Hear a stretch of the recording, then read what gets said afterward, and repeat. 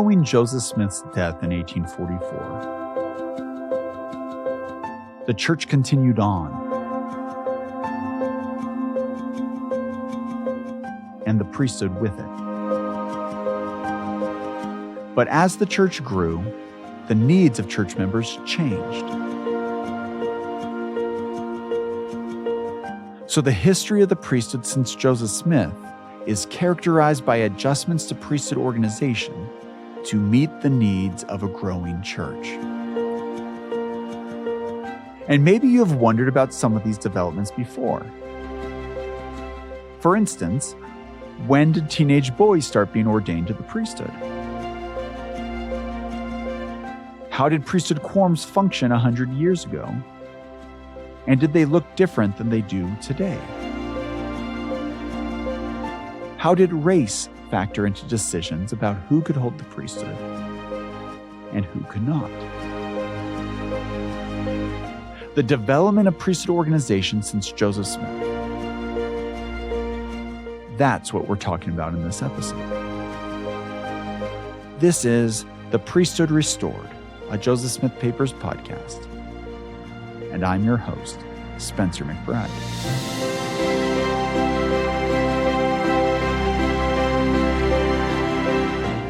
Episode 5, The Priesthood Organization.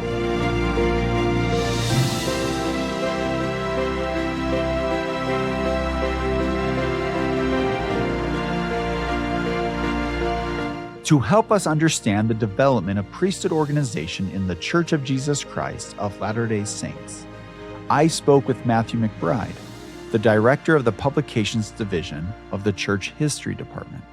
There have been thousands of changes, big and small, to priesthood organization and church organization over the last 190 years. If you wanted to kind of step back from all of that and try to generalize a little bit about what's happened, you could say, first of all, that the only constant has been change. And then second, you could say that there has been, in general, a move toward greater standardization, more uniformity, more clarity, and a move toward strengthening and clarifying the lines of authority between the local church and the central or the general authorities. The way this plays out is that we have periods in our history where we do a lot of work to clarify and to spell out exactly what the organization is going to look like. And of course, Joseph Smith's lifetime is one of those time periods where you've got revelations, you've got all kinds of work happening to try to lay a foundation for the church. And the idea is that we create an organization that positions us for growth. And then we grow. Life happens. And sometimes that growth happens just really rapidly. And we try our best along the way to make ad hoc changes to adapt to some of the changing circumstances. We have greater numbers, we have greater geographic spread, we have all these things happening. But at a certain point, we outgrow that organizational principle or that set of organizational principles that we outlined at some point. And then we take a moment and we stop and we reflect and we say we need to go through and make some reforms or some changes that will respond to the growth that we've experienced and then also position us again for the next sprint, for the next experience of growth and change. And this has happened a few different times in the history of the church. One of these big moments of adjustment to priesthood organization occurred in 1877 under the direction of President Brigham Young. Between the early 1850s and 1870s, the church grows almost an order of magnitude. So when the saints are first getting established in Utah, you have about 10,000 people here. And then by the late 1870s, we have more than 100,000. And that's really, really substantial growth. And Brigham Young has done his best along the way to adapt to this growth and adapt to the new circumstances that the church finds itself in as it's settling this part of the United States. But he stops in 1877. This is one of the last things he does before he dies. And he looks back and he says, there is a lot of inconsistency and there are a lot of things that are happening in the way that the church's organization is developed in response to this growth. So you have wards and branches and stakes, which are all organizational units that we're familiar with today, but they don't relate to each other in the same way that they do today. They're not consistent. You have many Latter-day Saints that are living completely outside any of these units or jurisdictions of the church. And you have bishops who, in some settlements, have only responsibility for the temporal welfare of the saints. In other settlements, bishops have more ecclesiastical authority. In others, they have civic authority. Some bishops have counselors, others serve without counselors. In these wards and stakes, there was not always clear direction on who reported to whom, as a bishop reports to a stake president today. And many of the changes Brigham Young instituted concerned efficiency and uniformity in church operations. Brigham Young makes a number of organizational decisions, and then he puts them into a comprehensive policy statement. It's a statement that is really it's not the first of its kind, but this is the first time since those revelations that we have in the Doctrine and Covenants that outline priesthood offices, establish them, and do that work during Joseph Smith's day. This is the first time that we have anything like this since then. Among other policies spelled out in this statement was the direction for bishops to have 2 counselors each, and that every bishop reported to his stake president, and each stake president to the general authorities of the church.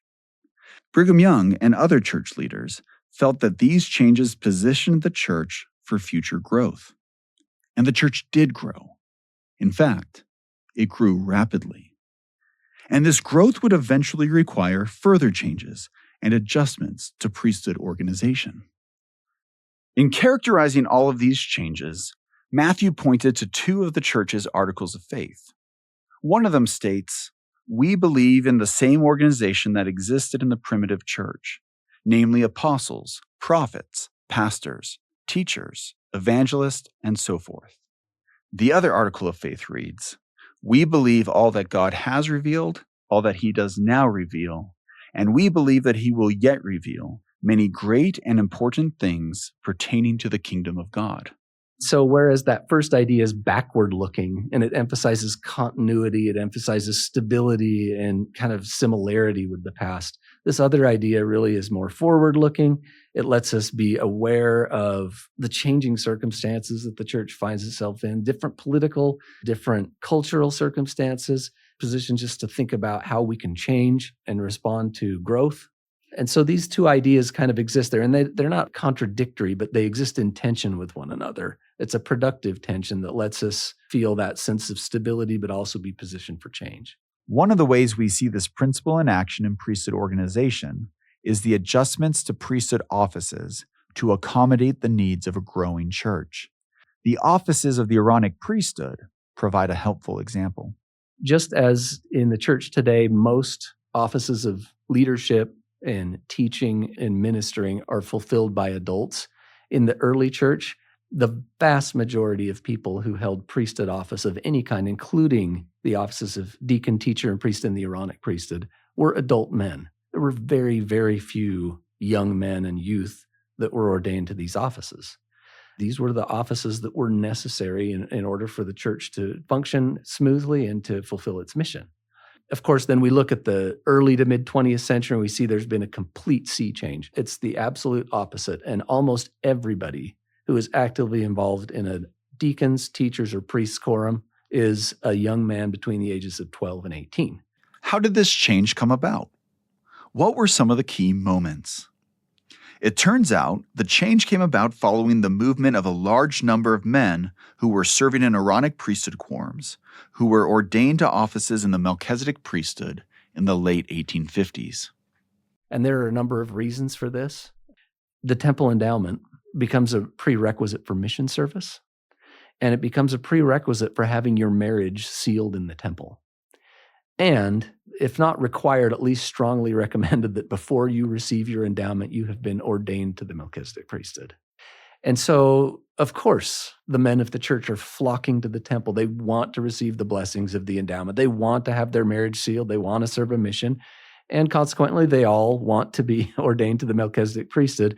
And this basically has the effect of emptying out all of the Aaronic priesthood quorums. One historian who studied this said that the Melchizedek priesthood quorum sucked up all of the adult men in the church like a sponge. And this became a problem because, as we've said, those Aaronic priesthood offices are actually still really vital to the functioning of the church. We need people in those quorums doing that work. And so you have local leaders that start to complain about it and say, it is really hard to fill a deacon's quorum. It's really hard to fill a teacher's quorum. There's work that we need to do that we can't do because we don't have anyone in these offices. And so a lot of them actually start to call men from among the ranks of the Melchizedek priesthood quorums to be acting teachers, acting priests, acting deacons, to fulfill the responsibilities of those Aaronic priesthood offices, even though they belong to Melchizedek priesthood quorums. And so this is one of those ad hoc adaptations that we do until we reach the moment where we realize something needs to change so that we can be positioned for the next step. Concern for the state of young men was also a factor in these adjustments. As a second generation of Latter-day Saints began to come of age, their parents wanted to ensure that these young people had faith in God and testimonies of the restoration of the gospel of Jesus Christ. It's in the 1860s and the 1870s that you start to see things like the Sunday school crop up, and that's for youth. We see the children's primary is created during this time period. We see the young men's and young ladies' mutual improvement associations that are formed. All of these are efforts, of course, to address this problem of what do we do to ensure that the youth are going to be okay. And it's no coincidence that during the same time period, you start to see an increasing number of young men, boys, really between the ages of 10 and 20, be ordained to Aaronic priesthood office. And this starts slowly. And I think it starts first as a response to these needs. Like we're looking at, well, what does the church need? What does the ward need? Well, we need deacons, we need teachers, we need priests. But over the course of those 20 years or so, it pivots to what do the young people need? And how could participation in Aaronic priesthood quorums help serve as kind of a training ground for future church service? So those are the dynamics of that change, and it really plays out largely between 1860, 1880, so that by the time you reach the end of Brigham Young's life, he's already recommending in 1877 as a part of his priesthood reorganization, Brigham Young is recommending that wherever possible, that every young man should be ordained to at least one Aaronic priesthood office for that time where they're growing and preparing for adulthood. And he leaves that up to the discretion of the local church leaders. We still don't have a sense of this idea of priesthood advancement that we have today, where you move from office to office as you grow. But we've effected this first change, which is we're going to start ordaining younger men to the priesthood and youth. President Joseph F. Smith continued the inclusion of young men in priesthood quorums, but added some new reforms as well.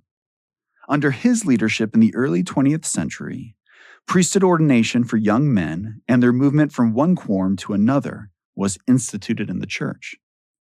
They were ordained deacons at age 12, a teacher at age 15, and a priest at age 18, with the hope that they would be prepared for ordination to the Melchizedek priesthood and missionary service at age 21. And of course, those ages have continued to change over time. We moved from 12, 15, 18, 21 to, by the 1950s, it's 12, 14, 16 for those Aaronic priesthood offices. And then, as we know and have experienced in our living memory, there have been ongoing changes to that as recently as under President Nelson's direction, when now most young men are likely ordained at the ages of 11, 13, and 15 at the beginning of the year in which they turn 12, 14, and 16. And so that's something that continues to change. And it just goes back to this idea that the only constant is change, and the idea of continuing revelation, which is fundamental to Latter-day Saint theology and is the part of our theology that helps us grapple with and make sense of change in the church over time. And the church can be responsive to needs, can be responsive to changes in the culture and the growth of the church under that idea.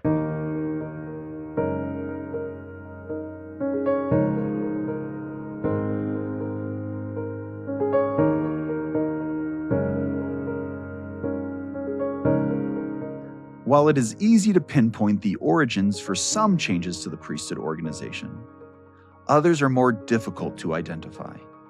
For instance, in the 1850s, a major change occurred amid the ongoing social and political debates over race in the United States.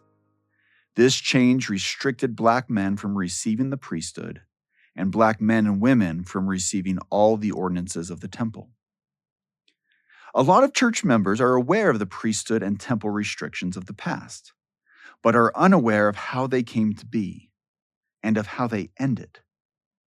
Now, I think it worth mentioning here that we will not dive into every issue concerning race in the church, past or present.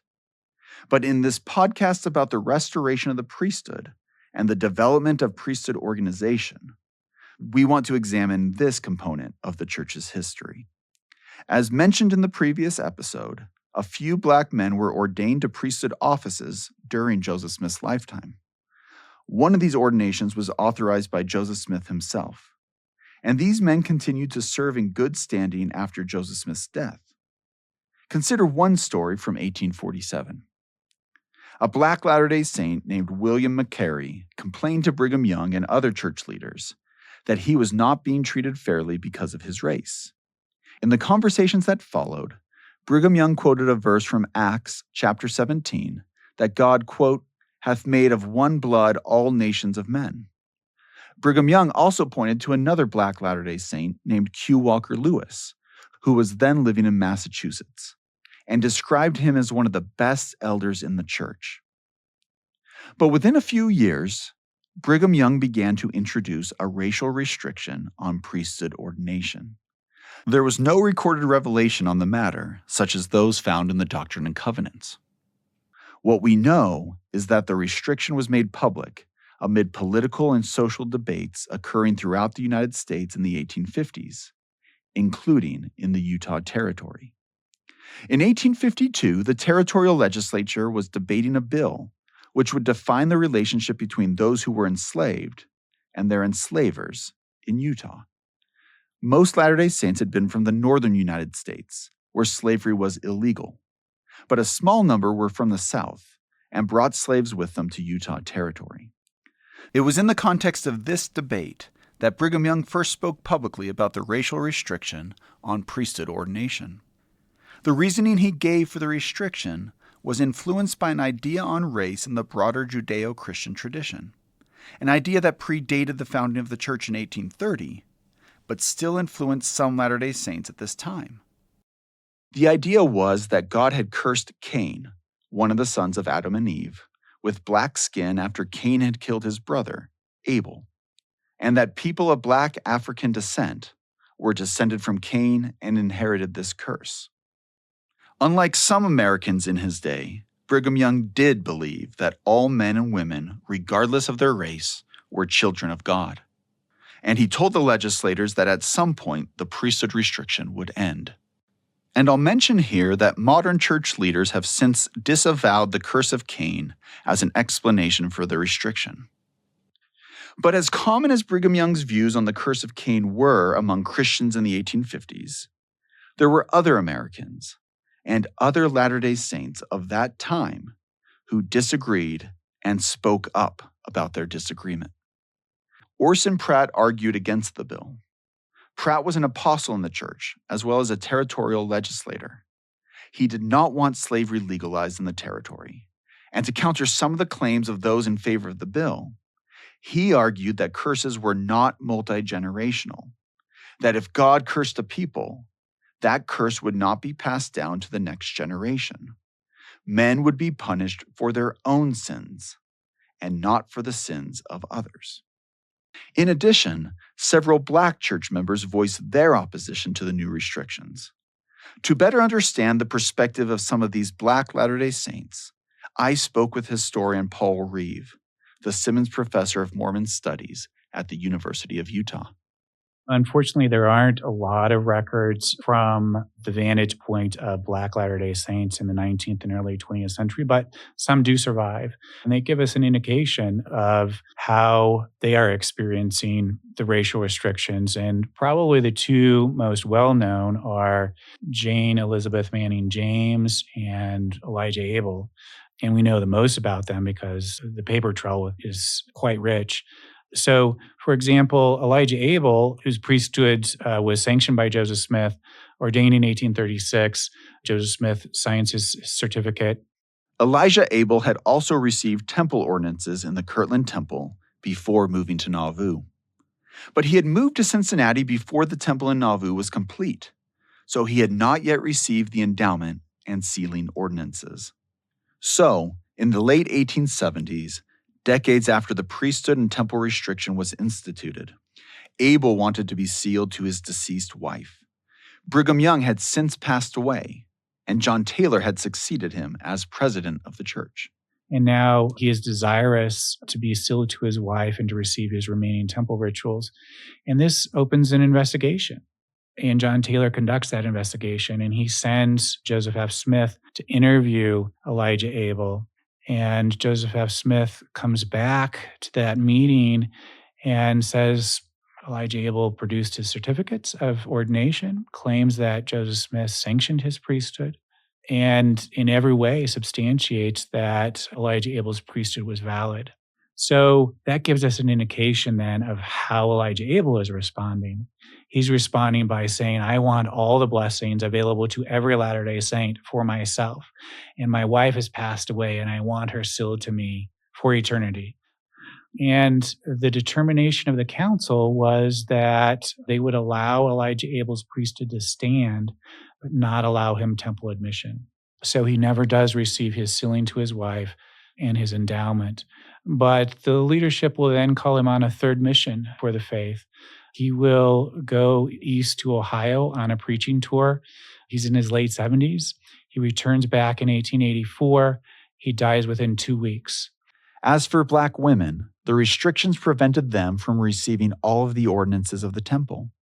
The life of Jane Manning James illustrates this. Jane joined the church in Connecticut in 1842, and soon thereafter moved to Nauvoo, Illinois, making much of the journey on foot. Joseph and Emma Smith frequently hired Jane to help them with work around their home, and she grew close to the Smith family.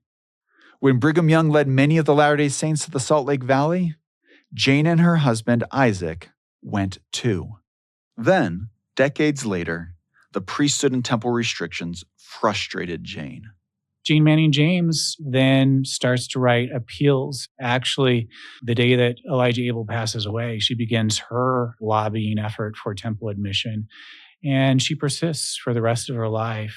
She makes the case that Latter-day Saint scriptures, as well as New Testament scriptures, say that all of Abraham's seed will be blessed. And she says, I want those blessings for myself. However, her requests to receive all the ordinances of the temple were denied at that time.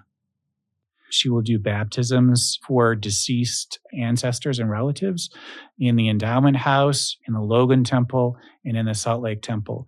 But she's told that that is as much of the temple that she can participate in, and she should just be satisfied with that. And she remains unsatisfied for the rest of her life. Jane Manning James passed away in 1908, faithful in the gospel. The stories of Elijah Abel and Jane Manning James demonstrate the challenges faced by faithful Black Latter-day Saints. But in the second half of the 20th century, things began to change. And as Paul explains, the context for much of this change is the growth of the church throughout the world. You have people in Nigeria, for example, who have encountered the Book of Mormon, encountered Latter-day Saint literature, who are basically calling themselves Latter-day Saints and asking for missionaries to be sent. You also have the church expanding in Brazil, a society that is heavily grounded in interracial mixing. And the church there has a variety of people of Black African descent who are practicing Latter-day Saints. And the church announces a temple in Brazil. And you have Latter-day Saint leaders who are flying to Brazil and meeting Black Latter-day Saints who are contributing to a building they know they will not be allowed to enter. And I think concern amongst the Latter-day Saint leaders is not how will we keep them out, but what can we do to let them in?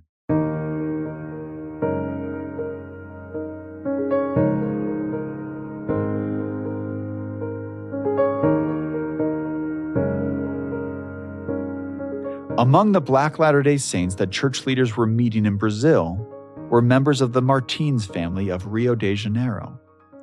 The Martins family joined the church in 1972. Marcus Martins was 13 at that time. Today, he is a professor of religion at Brigham Young University, Hawaii. I called Marcus on the phone, and we talked about his experiences. He was clear from the outset that he spoke of his personal experiences alone, acknowledging that the experiences of other Black Latter-day Saints varied by place and other circumstances. First of all, we need to remember that Brazil has a very different racial environment in comparison with the United States. Sure, it was one of the last places, probably the last country in the Western Hemisphere to abolish slavery. And afterwards, there were no Jim Crow-like laws in Brazil. And so the experience of Black Brazilians, even though it's marked by very subtle discrimination, is very, very different from those of African Americans. So another aspect of that, number one, no Jim Crow-like laws. Number two is that still in Brazilian society, class supersedes race. If a person is of a certain class, let's say middle or upper middle class, the person of color is treated somewhat differently than a person coming from more of a blue-collar background. The way the person speaks, the way the person dresses, all these are markers that will generate a different kind of treatment, a more acceptable treatment. And there will be only a few places where this person will not be welcome, but elsewhere, everything will be fine. In the spring of 1972, the Martins family first attended the Church of Jesus Christ of Latter-day Saints. We went to a sacrament meeting, which of course in those days was in the afternoon. And we recognized people who lived in our neighborhood. And so we were very well received. A number of them knew my family, knew that my father was an executive in the national oil company, Petrobras. And so my father already had a certain level of respectability in our community. And so with all these things, when we started attending church, we were received very well. So I did not have experiences in the church that would in any way be categorized as discriminatory or prejudicial towards me or my family. I asked Marcus about the extent to which he and his family were aware of the priesthood and temple restrictions in place at that time. The full-time missionaries in those days had a special lesson, we used to call them discussions. It was the seventh discussion, and that dealt with the temple and priesthood restriction. And so as far as priesthood restriction then, the missionaries taught that seventh lesson to us. At that point, we already had made up our minds that we were going to be baptized. In fact, I remember I was the first one to express that vocally in my home. I told my parents, look, I don't know about you, but I want to be a member of this church. I want to be baptized. And they were very relieved because they had already decided to be baptized, but they were kind of unsure how to break the news to me. So it was a happy moment there. At that point, we had already received all the lessons. We already had made our individual decisions to be baptized. But looking in retrospect, I would say that we had the beginning or already enough of a testimony to say, everything the missionaries taught to us so far made sense and we felt it was true.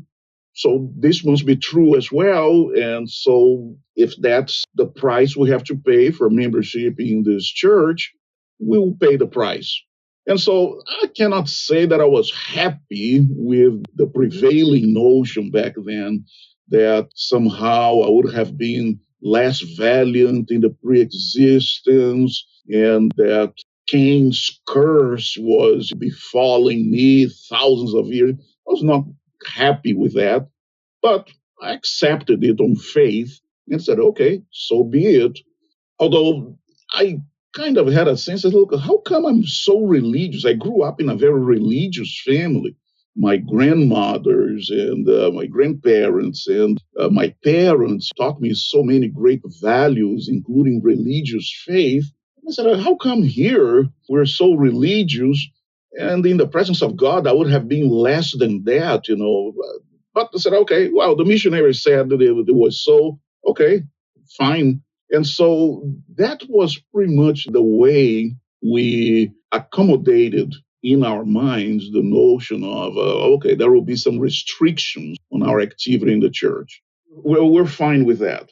It was faith that moved the Martins to join the church.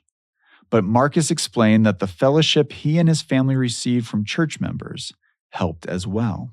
Because we had been so well received in the church, and I'm speaking for myself here, the way the youth received me. When my father would park our car on the street in front of the church, which in those days was just an old house, belonged to the church, but it was an old house. When we would enter the gate of the front yard on that property, there would be people, including youth, who would come out to greet us. They would not even wait for us to get to the house. They would come in our direction and greet us. And so, priesthood restriction, yeah, okay, there's going to be priesthood restriction, but we had not seen any evidence that a priesthood restriction would restrict us from fellowship. And so, fellowship was good enough. It wasn't long after the Martins family's baptism that they began to become acquainted with church leaders traveling to Brazil. My father met President Kimball back in 1973. President Kimball was still president of the Quorum of the 12 Apostles. It was a few months before President Harold B. Lee passed away. He was on an extended layover in Rio de Janeiro. And so they made arrangements for President Kimball then to have a special fireside in the middle of the week with the members in Rio. So at that fireside, we said, look, President Kimball, we have a brother here that maybe we might want to meet, and it's Elvésio Martins. And so that's when they had their first encounter. And that's when President Spencer W. Kimball famously told my father that the key for him was, depending on how you translate the word, it's either faithfulness or fidelity. My father thought that the word meant fidelity, but it could be faithfulness, but whatever it is, that's what transpired. I also met President Kimball, not something faith promoting, but I was singing in the choir. And after the fireside, I went to the hallway to get a sip of water on the water fountain. And a door opened behind me. It was one of the stake offices. And when I turned, President Kimball was right in front of me. And I didn't know what to say. But we noticed that we were wearing ties, burgundy ties, same color. And I kind of pointed to his tie, and he laughed. And we had that little brief moment. So President Spencer W. Kimball was not a stranger to us who was way out there in Salt Lake City. No, he was somebody we had met personally, whose personal warmth we had felt. Both my father, who talked to him, and me, who had that funny exchange with him in the hallway in my state center. Over the years, the ensuing years, when President Kimball became president of the church in 1973, every time a general authority would be sent to preside a state conference in Rio, he always instructed his brothers to interview my father. That's when my father met then elder James E. Faust, who was a 70 at the time. So they would come to Rio de Janeiro with instructions to visit and interview Brother Elvésio Martins. And they did. Then, in 1976, Marcus's father took on a new role for the church in Brazil. São Paulo Temple was announced in 1975, and the cornerstone ceremony took place in 1977. And an interesting thing was that my father was called to be the chair of the Public Affairs Committee for the dedication of the temple. Now, observe, this is 1976. So at that point, there was absolutely no sign that we would be allowed in that temple. And yet he was called to be the chair of the Public Affairs Committee for the dedication, which meant that he was the one contacting the press, fielding questions, which he did. And so on the cornerstone ceremony, it was about a year before the dedication in those days, President Kimball called my father once again for a nice old chat. I was not there, but I heard accounts from people who were there President Kimball was on this makeshift platform in front of the temple, which was still in construction. And he beckoned to my father. And my father was talking to some of the reporters, ways behind the congregation. And of course, my father thought it cannot be with me. But then President Kimball sent Elder James E. Faust to call my father. And Elder Faust went to Elvésio. President Kimball would like to have a word with you. So my father went and sat on the stand. President Kimball had him sit next to him on the stand. And what President Kimball said is, do you remember what I told you when we first met years ago? My father said, yes, I remember, about being faithful. And then he repeated, just remain faithful and you will receive all the blessings. And of course, my father related that to me when he came back to Rio.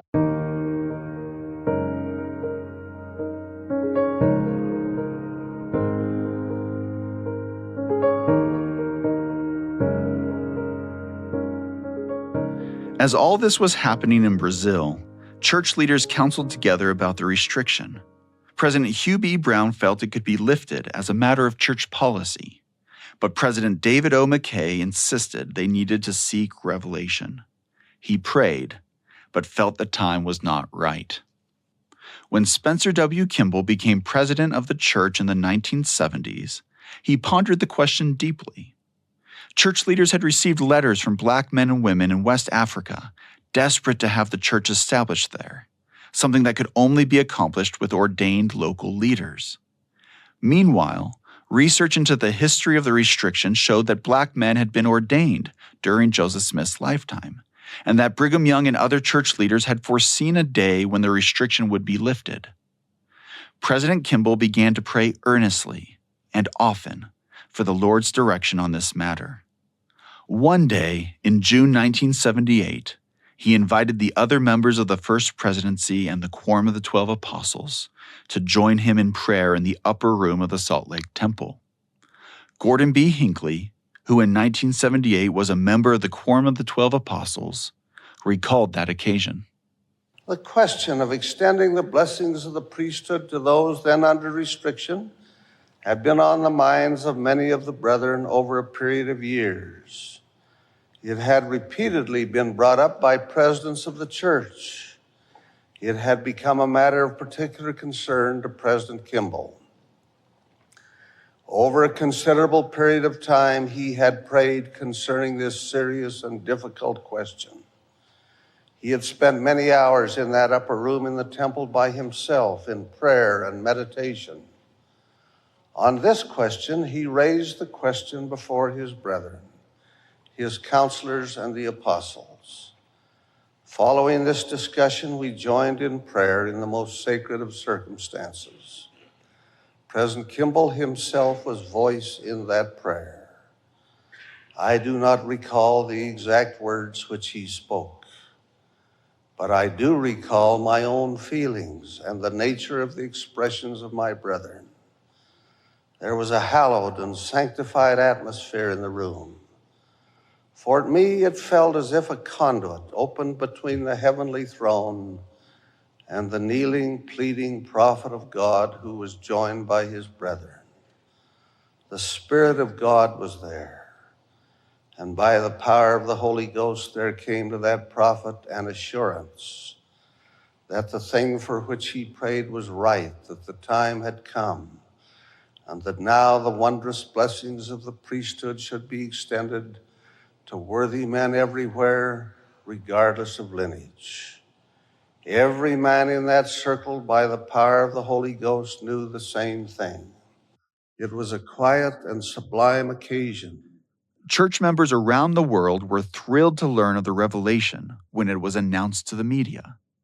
Later that year, in September 1978, President Kimball asked his counselor, President N. Eldon Tanner, to read a letter from the First Presidency to present the lifting of the temple and priesthood restrictions to a general conference of the church. As we have witnessed the expansion of the work of the Lord over the earth, we have been grateful that people of many nations have responded to the message of the restored gospel and have joined the church in ever-increasing numbers. This, in turn, has inspired us with a desire to extend to every worthy member of the church all of the privileges and blessings which the gospel affords. Aware of the promises made by the prophets and presidents of the church who have preceded us, that at some time in God's eternal plan, all of our brethren who are worthy may receive the priesthood, and witnessing the faithfulness of those from whom the priesthood has been withheld, we have pleaded long and earnestly in behalf of these, our faithful brethren, spending many hours in the temple, upper room of the temple, supplicating the Lord for divine guidance. He has heard our prayers, and by revelation has confirmed that the long-promised day has come when every faithful, worthy man in the church may receive the holy priesthood with power to exercise its divine authority and enjoy with his loved ones every blessing that flows therefrom, including the blessings of the temple. This was a watershed moment in the history of the Church of Jesus Christ of Latter-day Saints. Many Black men and women joined the church in the months and years that followed. In African countries, the church started to grow rapidly. And many Black men who had been faithful members of the church for years were finally able to receive the priesthood. And many Black men and women were finally able to receive all the ordinances of the temple. Paul Reeve mentioned a couple of examples in our conversation. Novella Sergeant Gibson in Virginia at the turn of the 20th century, and Frida Lucretia McGee Ballou in Mississippi, also at the turn of the 20th century. Both of them baptized in a creek outside their tiny rural villages, one in Virginia, one in Mississippi. And both of them in the Washington, D.C. temple within a month of the June 1978 revelation. Both of them remained faithful for over 60 years, not being allowed into the temple. And within a month, they are both in the Washington, D.C. temple, finally realizing the full blessings of their faith after over 60 years. They were both in their 80s by the time they were allowed into a Latter-day Saint temple. As for the